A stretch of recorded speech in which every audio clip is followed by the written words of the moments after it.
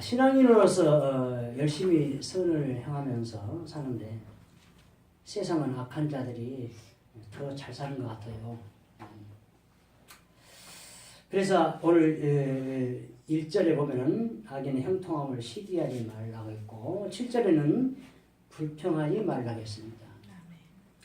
시편 73편 12절에는 볼지어다 이들은 악인들이더라도 항상 평안하고 재물은 더욱 불어나는도다. 이게 맞는 것 같아요. 이게 더 맞는 것 같아. 뭐 악인이 멸망하고 뭐 일찍 죽고 한다는 것은 안 맞고 성경의 이 말씀이 저는 훨씬 더 맞다고 생각해요. 그렇다면 하나님이 왜 그렇게 해냐는 거예요. 그래서 제가 그전에도 말씀드렸지만 그런 것 때문에 처음에 믿음 생활을 하니까 제가 좀 괴롭더라고요. 그래서 하나님한테 막 불평불만하니까 딱 깨달음이 오는 것이 악인도 악한 날에 쓰려고 한다는 거예요. 그래서 그걸 생각했는데 내가 성경을 좀 알고 나니까 이해가 가요. 왜냐면은 이스라엘을 죄를 지면은 주위의 나라들을 부강시켜가지고 침략을 하게 만들어요. 이게 인생의 막대기와 채찍이에요. 하나님의. 우리 개인도 마찬가지예요. 개인이 교만하게 나가면 하나님이 직접 하는 거는 별로 없어요. 누구처럼 뭐 벼락을 때려부른다던가 이런 것은 별로 없고 사람을 통해서 그 사람에게 채찍질하고 훈련을 시킨다는 겁니다. 그래서 이제 이제는 이해는 가요.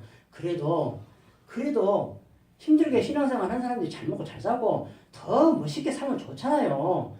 근데 이 세상은 그렇지가 않다는 거예요. 또 왜 그럴까? 그걸 이해하면서도 또 왜 그럴까라는 거예요. 그래 봤더니 심판날에 알곡과 쭉정이를 가르기 위해서예요. 잘해주면 누가 예수 안 믿을 사람 누가 있겠습니까? 응? 예수만 믿었다 하면 그냥 만사 형통에다가 그냥 병도 다 나서 불고 그냥 막 승승장구 승진도 오고 그냥 막 재물도 해갖고 막 쓰기 싫을 정도로 써버려야 되고 막 이러면 예수 안 믿는 사람 이 세상 없어요. 그렇게 안 하는 이유가 심판날에 알곡과 쭉정이를 가르기 위해서 이렇게 한다. 이제 거기까지 이해가. 그러니까 그래서 성숙이 돼야 된다는 거예요. 그래서 지정의 하나님이 먼저 알고 마음으로 깨닫고 내가 의지적으로 결단을 해서 믿음 생활을 해야 돼. 그래 맞아. 이게 맞아. 그래 좋다. 내가 힘들도 한번 나가보자. 끝까지. 그렇게 하는 것이 저는 신앙생활이다. 그렇게 봅니다. 자, 그렇다면 악인들이 하는 행위들이 오늘 본문에 어떻게 나와 있는가를 한번 짚어볼까 합니다. 첫 번째, 의인들을 공격합니다. 12절, 14절. 의인 치기를 꾀하고 이를 간다. 12절. 악인들이 칼을 빼고 칼을 당겨서 나를 죽이려고 한다. 14절. 악인들은 항상 초점이 어디에 있느냐?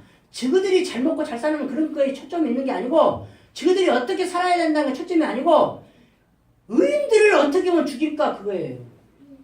근데 우리 의인들, 우리 신앙인들은 그거 아니잖아요. 어떻게 하면 저 영혼들을 구원시키고 어떻게 하면 우리가 하나님 나라를 멋있게 이끌어 나가요. 이것이 초점이잖아요. 저 악인들을 막 죽여보려고 하는 것이 아니잖아요. 근데 악인들은 그렇지 않다는 거예요. 악인들은 어떻게 하면 저희가 힘들게 만들고 어떻게 하면 저희가 아프게 만들고 실족하게 만들까 이것만 연구를 하는 거예요. 그래서 시편 1편에 처음에 그거 시작하잖아요. 악인의 깨를 자를 때 많고 그러고 있잖아요. 그런 거예요. 근데 이 사람들은 특히 악인들은 14절 보십시오. 궁핍한 자를 가난한 자를 궁핍한 자들을 죽여라. 정직한 자를 죽이려고. 그러면 그전에도 한번 말씀드린 것 같습니다만 내가 아무 핍박도 없어. 아무 걸림돌도 없어. 내가 신앙생활 잘하고 있으니까 그런다고 착각하면 안 된다는 거예요. 신앙생활을 잘하는 사람은 반드시 가난하고 궁핍하고 정직한 자를 공격하는 악인이 나타난다는 거예요.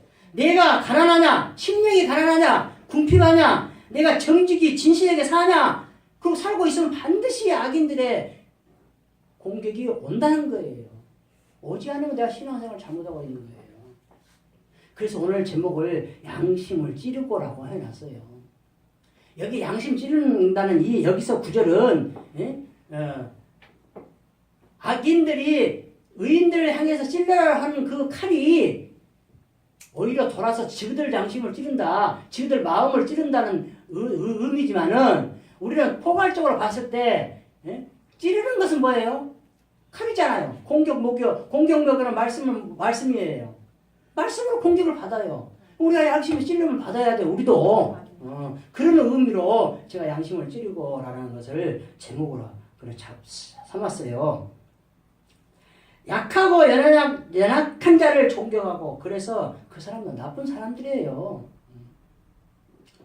우린 정치인들도 마찬가지고 모든 지도자들 다 마찬가지예요. 약하고 연약한 자들을 공격을 하냐, 그 사람들을 보호해주고 위로해주냐, 안내해고 막 이러냐, 이런 걸 보면 그 사람이 좋은 사람인가 나쁜 사람인가 알아요. 나쁜 사람들은 그거를 안 해야 된다는 거예요. 약한 자를 양육강식이죠. 예. 근데 참 나는 진짜 옛날부터 하나님이 택한 것을 하시는 것 같아요. 어렸을 때부터 예수를 알지 못했을 때부터 약한 사람, 불쌍한 사람한테 막 신경이 쓰여요.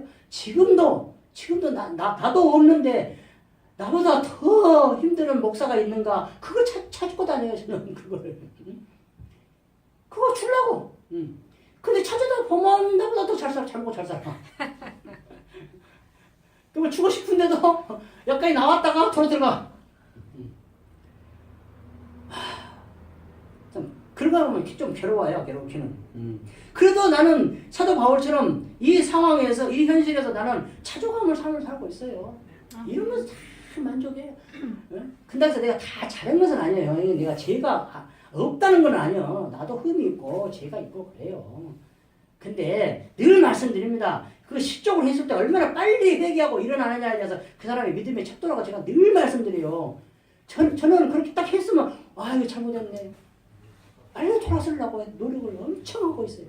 항상 그것이 마음속에 있어요. 머릿속에 있어요. 그래서 이렇게 얼마나 우리가 약하고 연약한 자들 돌보고 하고 있느냐. 우리 크리스천들은 해야 돼요. 로마서 14장에도 있잖아요. 약한 자를 우리가 감당해야 돼요. 그 사람들을 이렇게 도와주는 거예요. 그 정도가 아니에요. 책임을 져야 된다니까요. 그 정도가 하나님이 우리한테 요구하는 거예요. 자, 시편 11편 2절. 이 부분에 대해서 성경을 좀 찾다 보니까 37편 있는 데까지만 찾았어요. 그 뒤에도 많겠죠. 11편 2절. 악인이 활을 당기고 화살을 시위에 먹이며 마음이 바른 자를 어두운 데서 쏘려 하는도다. 어두운 데서 쏘는 거라서 숨어서 쏜다는 얘기예요. 지금 어떤 사람을 악인이 활을 당겨서 마음이 바른 자, 정직한 자를 어두운 데서 모르게 딱 쏘려고 해요. 저는 이걸 때 창세기 보면 마귀가 딱 문틈에 이렇게 쪼그리고 앉아서 딱 그 언어를 보면 그래요. 문틈에 죄가 문 앞에 있다고 그랬잖아요. 그것이 마귀가 쪼그리고 딱 틈을 노리고 있는 그 언어의 뜻이에요. 그거예요. 지금 이 어두운 데서 쏘려고 기다리고 있어요. 시편 17편 9절. 내 앞에서 나를 압제하는 악인들과 나의 목숨을 노리는 원수들에게서 벗어나게 하소서. 나를 압제하는 사람들, 또 내 목숨을 노리는 사람들한테서 나를 그러면 결론적으로 이 기도를 하는 이 시편 기자는 자기 힘으로 할 수 없다는 것을 지금 고백하고 있잖아요. 나는 그렇게 할 수 없습니다. 하나님 좀 구해주세요. 지금 그거예요. 지금. 시편 27편 2절 전반전. 악인들이 내 살을 먹으려고 내게로 왔으나. 이게 지금 내 살을 먹는다는 것이 마귀가 뱀이죠. 뱀이 마귀죠. 뱀이 내 살을 먹으려고 해요. 뱀이 이 살이 뭐예요? 흙이에요. 흙. 네? 흙을 먹으려고 온다는 거. 이게 결론적으로 마귀의 먹잇감이라는 거예요. 내 살을 먹으려고 온다는 거예요. 그 다음 오늘 본문 뒤편에 37편 32절. 악인이 의인을 엿보아 살해할 기회를 찾으나. 그래서 마귀에게 틈을 주지 않아야 된다는 거예요. 그래서 사도 바울이 이걸 깨닫고 싸우지 말라는 거예요. 싸우지 마. 부부간에도 싸우지 마라. 싸우면 그거를 마귀가 틈을 탄다는 거예요. 그 이야기를 하고 있습니다. 자, 이런 악인들인데 우리를 늘 호시탐탐 노리고 있는데, 그러면 우리는 선을 행하고 기쁨과 감사로 살아야 되는데 그 이유가 뭐냐는 거예요.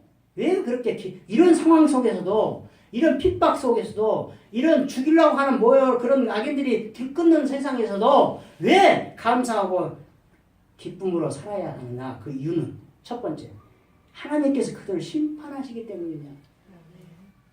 정말에 가서는 심판이 있기 때문이에요. 심판이. 늘 말씀입니다. 심판은 우리에게는 상급을 받는 날이에요. 우리가 지옥으로 가는 날이 아니야. 근데 그 악인들은 지옥으로 가는 날이야. 그러니까 기뻐해야 돼.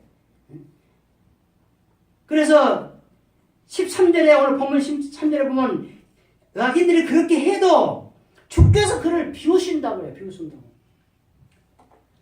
하나님께서 이렇게 웃은 이유가 있다 이거예요. 이유가 두 가지인데, 첫 번째, 창조물을 보시니 하나님이 기뻐하셨더라. 좋았더라. 하나님 보면 다 기뻐. 안 기쁨이 없어. 우리가 선함으로 받으면 다 천이잖아요. 다. 그 다음 두 번째, 악의 세력을 이기시기 때문에 분명히 결론은 나 있잖아요. 악의 세력을 하나님은 이겨요. 그렇기 때문에 기뻐. 그러니까 미리 기뻐하는 거. 지금 안 해도 결론 안 졌어도 기뻐하는 거야, 미리. 그러니까 예수님도 미리 하나님한테 감사 기도를 하잖아요. 이렇게 이루어주신 걸 아직 이루어지지 않았어. 근데 하나님께 나의 말을 들어주심을 감사합니다. 그렇게 기도하잖아요. 자, 여기에 대한 이제 칼비의 해석을 제가 읽어드릴게요. 우리는 그때가 언제예요? 핍박을 받을 때, 죽을 수 있는 고비가 왔을 때, 그때에 기도함으로, 칼비는 역시 믿음의 사람이죠. 그런 어려운 때 기도함으로 영안이 밝아져서 하나님의 웃으심을 볼 수 있으며, 얼마나 기가 막힙니까? 기도하면서 영안이 밝아져서 하나님의 웃는 모습을 봐요. 그 웃는 모습을 보고 있으니 피해 중에도, 슬픔 중에서도 하나님의 즐거움에 참여할 수 있다. 그러니까 웃는다 이 말이에요. 그러니까 감사해야 된다 이거예요. 그러니까 기뻐해야 된다 이 말이에요. 기가 막히게 해석을 우리 칼빈이 해놨어요. 여기서는. 그 다음 첫 번째는 하나님 웃으신 이유고, 두 번째는 칼빈 해석했고, 세 번째는 그의 날이 오는 것을 봤기 때문이다. 그의 날이 오는 것이 뭐예요? 멸망이잖아요. 그들의 날이 왔어. 그러면 그들의 날은 멸망이라는 거예요. 그 날을 봤기 때문이에요.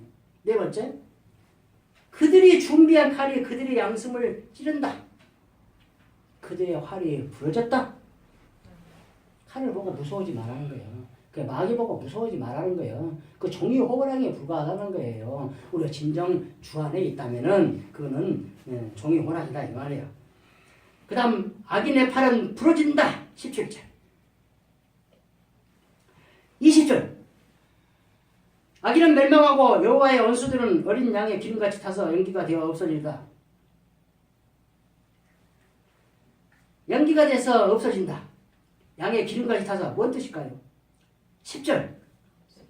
잠시 후에는 악인이 없어지리니 네가 그것을 자세히 살필지라도 없어지려다. 악인이 어디 있는가 가서 찾아봤어. 나를 괴롭히는 사람이 어디 있는가 찾아봤으면 없어져 버렸어. 이거는 연기같이 사라져본다는 이야기는 바로 빨리 금방 없어져 본다는 거예요. 그러니까 너무 힘들어하지 마라 이 말이야. 순간이다 이게 순간. 10절 20절이 같은 내용이면서 빨리 사라진 것을 말씀해 놓고 있습니다. 그래서 베드로 후서의 전서에 1장 20절이 그렇게 나오잖아요. 그 엄청난 귀한 보배가. 자, 그렇다면은 이렇게 참고 선을 행하고 기쁨과 감사로 살아야 할 이유를 말씀했는데, 그렇다면은 그렇게 참고 살아가는 사람들에게 하나님께서 무슨 복을 주냐는 거예요. 그런 사람들에게 복을 주시는데, 첫 번째로 하나님께서 주시는 땅을 차지한다. 그 땅이 기업이에요. 여기서 땅은 물론 토지를 이야기하고도 있어요. 언어에는 토지라고 돼 있어요. 흙이라고 돼 있어요. 그러나 땅을 이야기할 때는 가나안 땅을 생각을 해보면 가나안 땅은 하나님의 언약한 땅이에요. 기업이에요. 하나님의 기업. 또 하나님의 기업을 딱 말하자면 하나님의 자녀가 또 하나님 기업이에요. 그걸 생각하시면 돼요. 18절에 보면은 그들의 기업은 영원하리로다. 하나님께 받은 그 기업은 영원하리로다. 그렇다면 그 땅을 하나님께 주신 그 땅을 하나님께서 주신 그 기업을 어떤 자들이 차지할까요? 어떤 자들이? 첫 번째로 여호와를 소망하는 자 9절 후반절. 여기서 소망은 언어가 기대하는 자입니다. 그래서 개역 성경에는 기대하는 자로 표기되어 있습니다. 그 다음 11절 전반전에는 온유한 자들이 차지한다고 이야기를 하고 있습니다.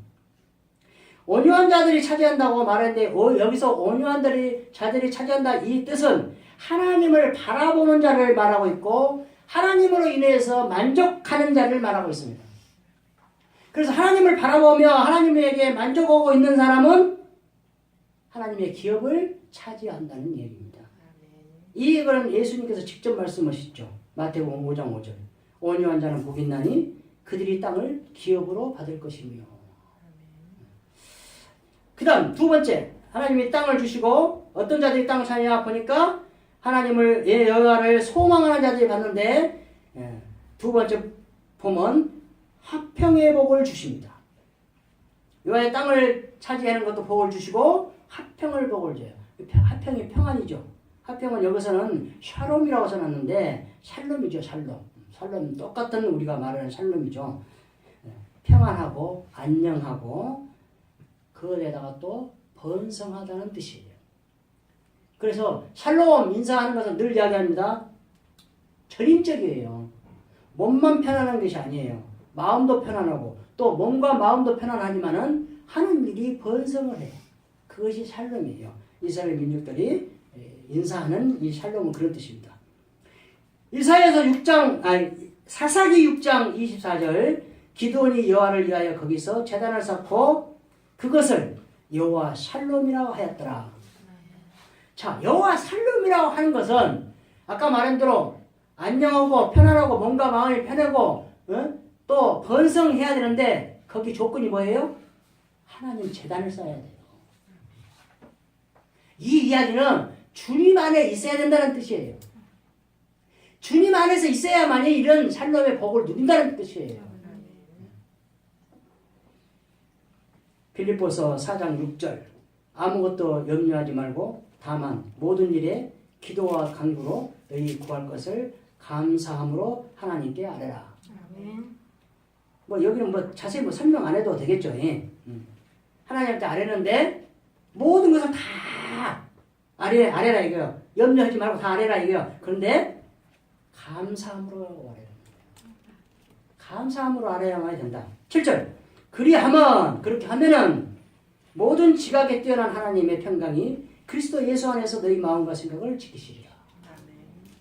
모든 것에 뛰어난 하나님의 평강이 우리를 지배하고 있다는 거예요. 이래서 이런 의미로 저는 기도할 때 항상 하나님 나를 주관하여 달라고 기도합니다. 하나님이 주관을 해줘야 돼요. 주관자예요, 주관자.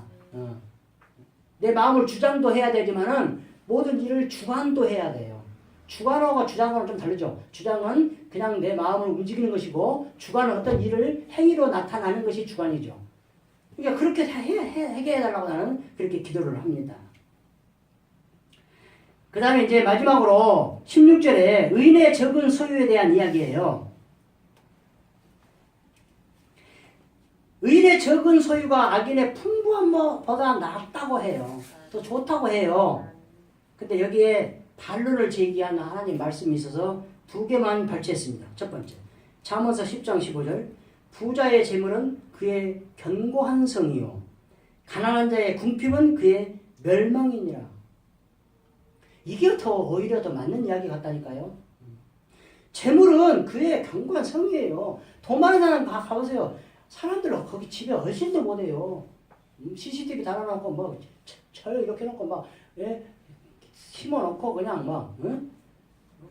무서운 그냥 불독 같은 개 갖다 놓고 막 그것도 부족이 해서 경비원 세워놓고 응? 견고한 성이라니까요. 누구도 거기를 범할 수 없어요. 근데 가난한 자는 멸망이에요. 오늘 낮에도 말했잖아요. 그 성을 구해도 그 사람 기억 안 한다니까요. 가난한 자가.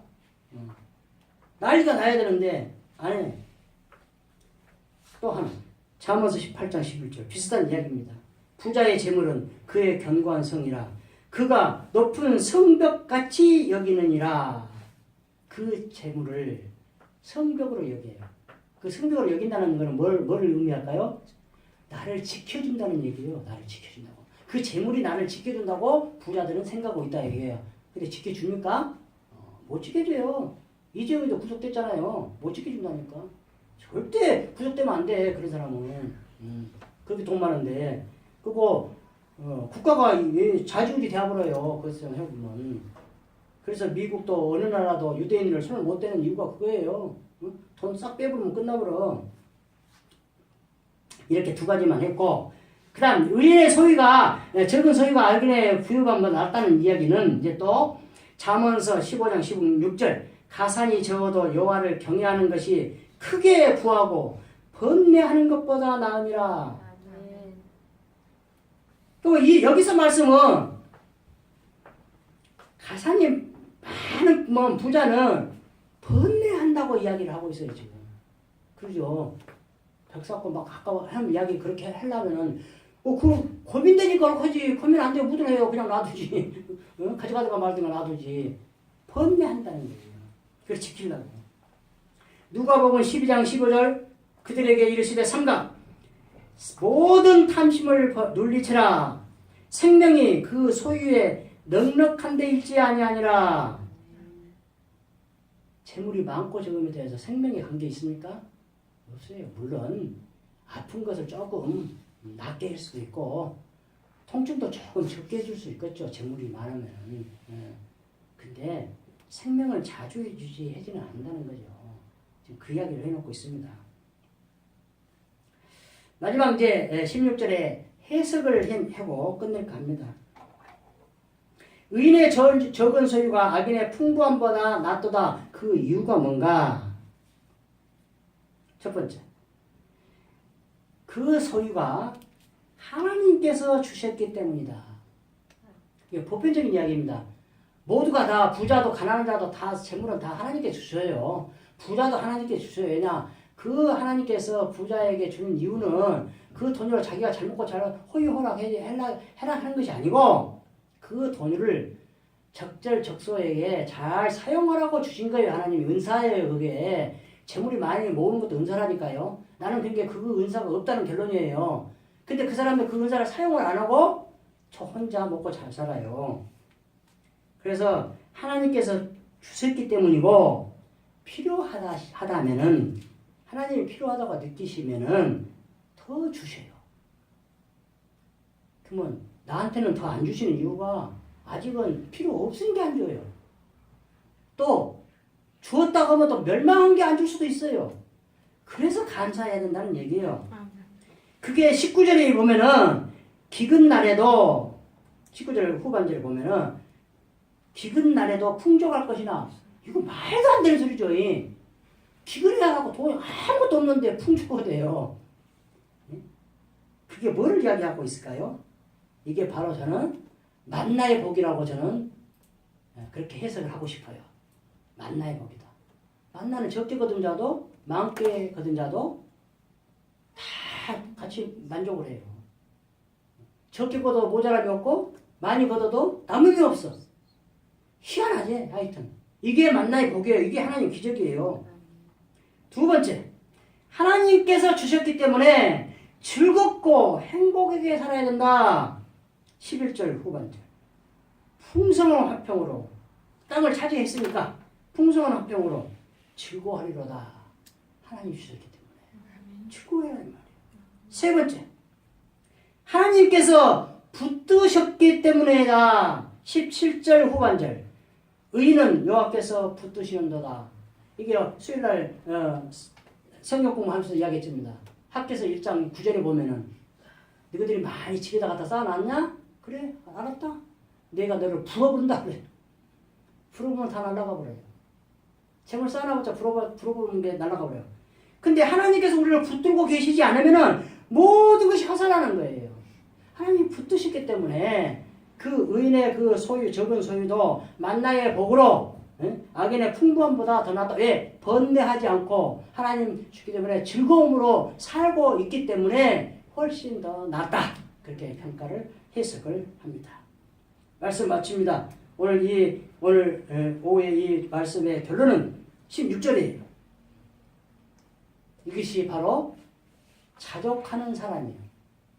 주님 안에서 어떤 환경 속에서도 자족을 누리면서 하나님께 기쁨과 감사를 드리는 삶을 사는 것이에요. 우리 새별교회 모든 주님 백성들이 이러한 삶을 살아서 믿음의 본을 보이는 귀하고 복된 아름다운 인생들이 되시기를 주님으로 축원드립니다.